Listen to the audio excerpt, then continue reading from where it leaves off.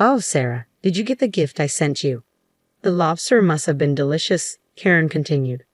Yes, I replied. My eldest son ate it all by himself. What? Karen's voice trembled. Go check on your son, please. I dismissed her frantic request, but reluctantly, I headed towards the bathroom near my eldest son's bedroom. What I witnessed was unbelievable. My name is Sarah, and I'm turning 60 this year. I married my husband at 19 and was blessed with 3 children.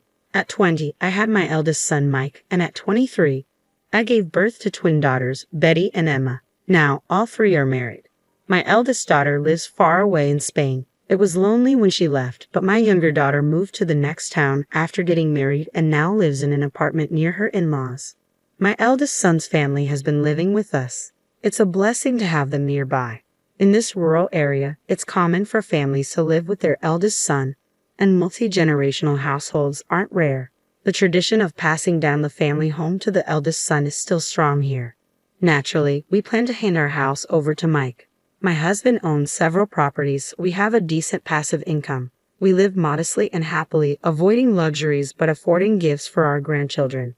My eldest daughter, though far away, always appreciates the gifts I send. She had a boy and a girl a few years ago, and we often video chat to keep in touch. My younger daughter has a big family with 3 boys and a girl. She works, but her eldest recently started playing soccer, keeping her particularly busy. Sometimes we take care of her children at our house. My eldest son and his wife have a boy too. They live with us, but he doesn't talk to me much lately, maybe because he's in his rebellious phase. However, having many grandchildren and seeing them all healthy and well is my happiness. Living together brings its own set of challenges. In the past, a mother-in-law's word was law, and I never dared defy mine. She was strict. I don't want to be like that, but there are things I must teach. Living here in the countryside requires a minimum level of community and family interaction that my eldest son needs to know, or he'll struggle. That's why I asked Karen, my daughter-in-law, to help with things like arranging Christmas cards and gifts for Christmas and Thanksgiving. Since we own properties and my eldest son is set to inherit them, these relationships are very important. I often tell him this, but he responds with, "You're so annoying. Leave me alone," and seems to dislike me and my husband, who supports me. When I talk to Karen, she doesn't want to help either. For Thanksgiving, she'd say she's traveling with friends and leave the house, and for Christmas, she'd go to her parents' house from mid-November through the New Year's holidays. I never tell her not to go. In fact, I think she should visit her parents. But such a long holiday break is unheard of, especially since Karen's parents live in the same city, just in a neighboring school district. They could meet anytime, not just during the holidays. So while I'm dissatisfied with her long visits home, I end up doing the end-of-the-year cleaning of our large house all by myself. Seeing my struggle, my younger daughter and her children started helping out a few years ago, which has been a relief. But I really think it's Karen's responsibility, as she lives here. I've mentioned it to my eldest son, but he doesn't seem to say anything to Karen, and being busy with work, he doesn't help either. In contrast, my younger daughter helps with arranging presents and making Christmas cards even on her precious days off. She's truly a godsend. I've had my reservations about Karen's behavior in everyday life. She's a stay-at-home mom, is home every day. She drives the grandkids to and from school and tutoring, but she doesn't do housework. She barely manages their laundry and never touches ours. I compromised, thinking it was okay as long as they handled their own laundry. After all, family or not, we're still individuals. I thought it would be great if we could just take care of our own chores. However, Karen often says, "Sarah, I'm leaving the laundry here," dumping muddy clothes or items needing hand washing into our basket as if expecting me to do it. I recall that since the grandkids were babies, I've been the one washing anything stained or needing hand washing. It didn't bother me before, but should I always be the one to do it? Once I confronted her, saying, "Karen, wash your son's dirty clothes yourself. Don't just put them in our laundry basket." Her response was exaggerated. "Of course, I'll do it when I can, but a little help would be nice, wouldn't it?" I was taken aback by her words. I wanted to throw those words right back at her. I'm the one who wants family cooperation. There have been many such incidents. Her attitude, the local customs, the long-standing traditions. I think they're the cause, and I understand why she might dislike them. Being family doesn't mean you don't need to be considerate. That's why I've always tried to be accommodating towards Karen. I've never forced her to attend gatherings. I've done what I can myself. Karen may be as she is, but there's no doubt she supports my eldest son and is devoted to the grandchild. We've managed to live together for over 10 years by finding a middle ground.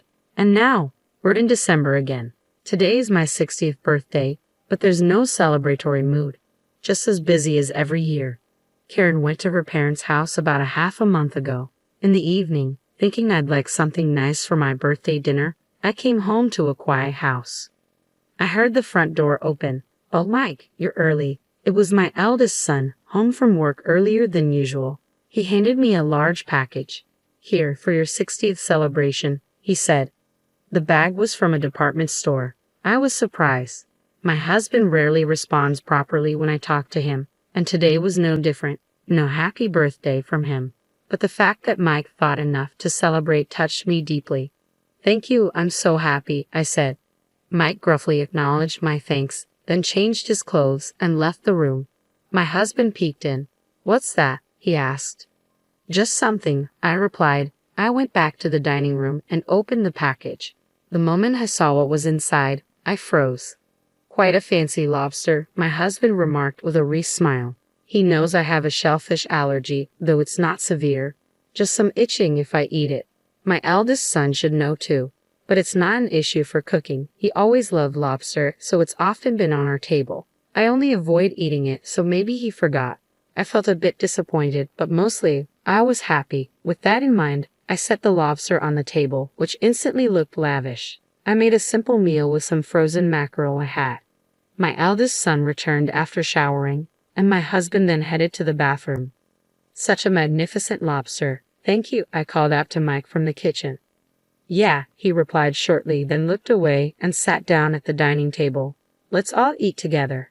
My son started eating without responding further. He's always been gruff and quiet, but it seems to have gotten worse since he got married. Maybe he doesn't like how I talk to Karen, so I've been keeping my distance from him lately. But seeing his eyes light up at the sight of the lobster was just like when he was a child. I was happy, hoping for a family meal just between us today. My husband returned, and both of us sat down at the table. However, I was shocked to see that the lobster was just a shell. "Where's the lobster?" I asked my son. "I ate it. You're allergic, Mom," he said nonchalantly. Stunned, my husband spoke up. "What do you mean you sent her lobster knowing she can't eat it? It's better than nothing, right?" My son replied without a hint of remorse. Feeling pathetic for being happy and saddened by my son's actions, I quietly finished my meal and retreated to my room. What's the big deal? Turning 60 isn't special. If I can enjoy it, that's all that matters, my son said dismissively. My husband scolded him, but I couldn't make out the words. After calming down, I came out of my room. My husband and son were still in a tense mood. "I'll thank Karen for you. She prepared it, after all," my son told me amidst the tension. "Why should Sarah thank Karen?" my husband yelled. "Enough, Henry. It's my fault for being happy about it," I said. My son, showing anger, left the dining room. Feeling sorry for my husband, who looked at me with pity, I silently started cleaning up.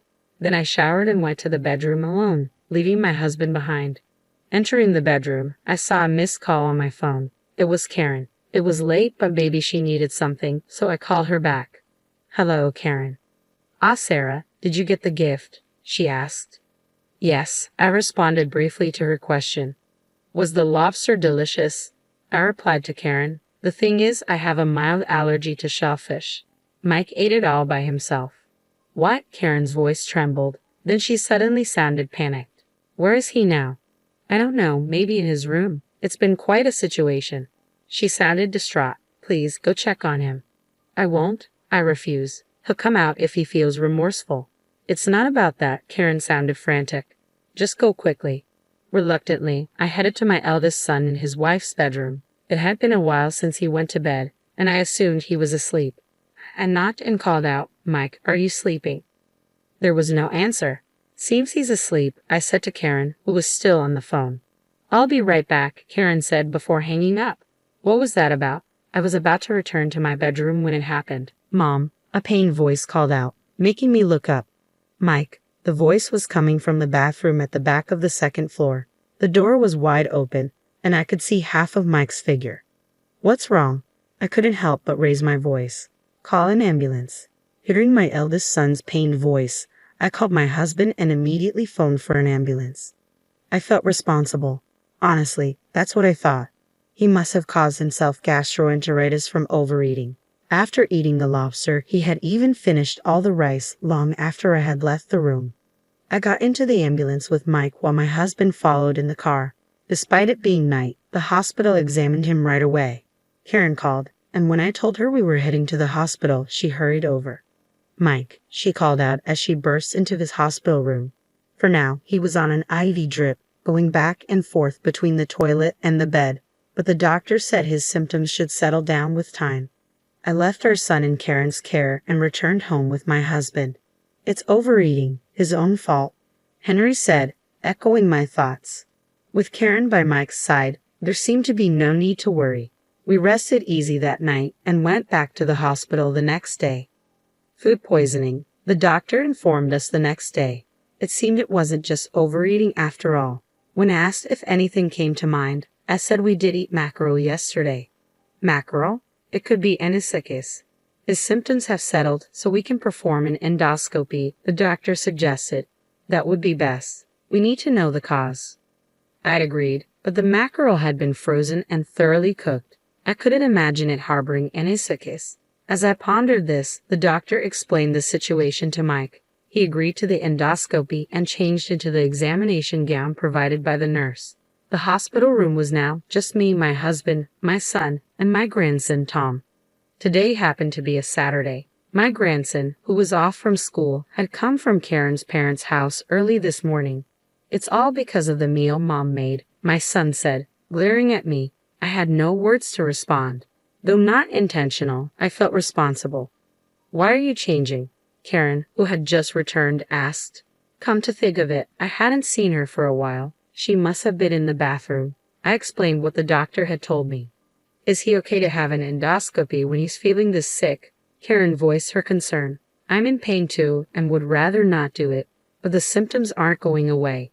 It might be anisakis causing peritonitis. If it gets worse, it could even lead to surgery. And it's all because of Mom, my eldest son said, his voice filled with frustration. Hearing his words, Karen also looked at me. But that mackerel was frozen. Anisakis should be okay if it's frozen right, and it was well cooked. I protested. But look at me now, my son shouted angrily. Mom, is what you just said true? Asked the nurse who entered the room. It was a relief to see her. It was my daughter Emma, who worked at this hospital. We had informed the hospital yesterday that we were Emma's family. Having come to work, Emma must have heard from someone and come to check on us. Good morning. I greeted my daughter. But is it true about the mackerel being frozen? Emma asked. It's true. It was properly frozen, I confirmed. Upon hearing this, Emma hurried out of the room. Shortly after, the doctor returned and asked for confirmation. Sarah, I heard the mackerel was frozen. Is that true? I nodded. Then the likelihood of anisakis is extremely low. Anisakis are fine if frozen. Eating that wouldn't cause food poisoning. Did you eat anything else that might be of concern? The doctor asked. His words made me ponder. I had thought it was all because of the mackerel I cooked. I thought again. Yesterday, we had mackerel soup and sautéed spinach. My husband and I ate it too, but we feel fine. Then I remembered something. Oh, but my son ate lobster alone, I said. I didn't miss the change in Karen's expression at my words. Come to think of it, Karen had been disturbed the moment I mentioned yesterday that my eldest son had eaten lobster. She was the one who had urged me to go to the bedroom in a hurry. Thanks to her, I found my son in bad shape in the bathroom. Karen, do you know something? I asked, my eyes narrowing in suspicion. I asked, my voice stern. Karen stiffened. Karen, my son also called out to her. Karen fell silent. At that moment, their son Tom stopped playing his game and said, Is that the lobster Mom bought a month ago? A month ago, my eldest son, my husband, and I all turned our gaze to our grandson. Yeah, the one I've been keeping in my room for a month.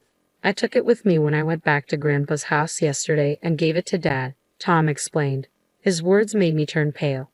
My eldest son questioned Karen. What do you mean? Wasn't it bought yesterday? Karen began to speak. So what? You're the one who said you'd send lobster for her 60th birthday celebration. That's why I bought it when it was cheap. What's wrong with that? Why were you hiding it in Tom's room? My eldest son yelled. You said Sarah was being annoying and it was just to irritate her. I thought a little stomach pain would do. I wouldn't eat something I'm allergic to just to spite her, I said, my voice trembling with disbelief.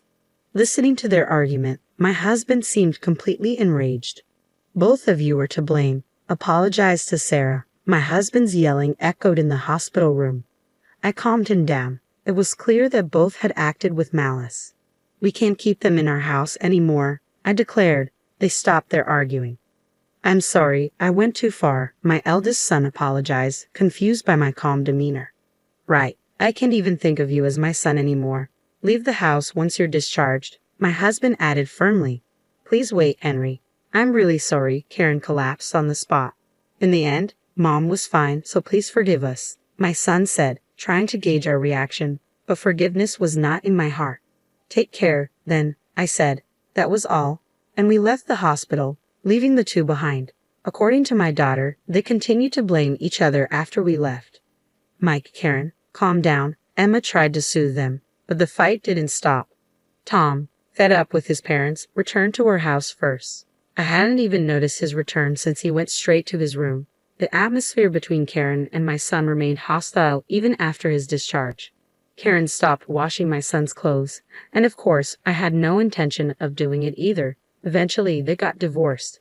Karen left our house with Tom. She had often stayed away for long periods and was absent when needed. I had been considerate all this time, but somehow I felt relieved.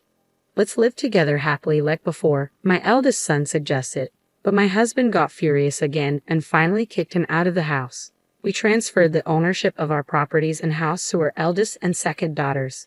Although there was a gift tax, my husband laughed, saying it was better than leaving it to someone we disliked. The husbands of our daughters thanked us and they redid the celebration for my 60th birthday. At that time, our eldest daughter came back from Spain to our house after several years, and we all had a great time. Seeing her grandchildren's smiling faces, I was truly happy. Later, our second daughter's family moved from their apartment to our house. Their apartment was our property too, and we transferred its ownership to her, generating rental income. Our eldest daughter was overjoyed, saying that thanks to the property she inherited, the whole family could visit us several times a year. Spending time with our real daughters was effortless and very relaxing. The family grew larger, and my husband seemed happy. Although I sometimes had to be careful around my second daughter's husband, he was a kind man who always looked after us.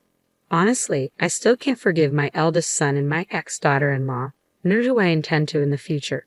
But my eldest daughter taught me something. There's a Spanish proverb, living well is the best revenge. Don't you think it's a good saying? Betty said with a smile. Yes, it is, I smiled back. If there's any revenge to be had, it's for my husband and me to live happily.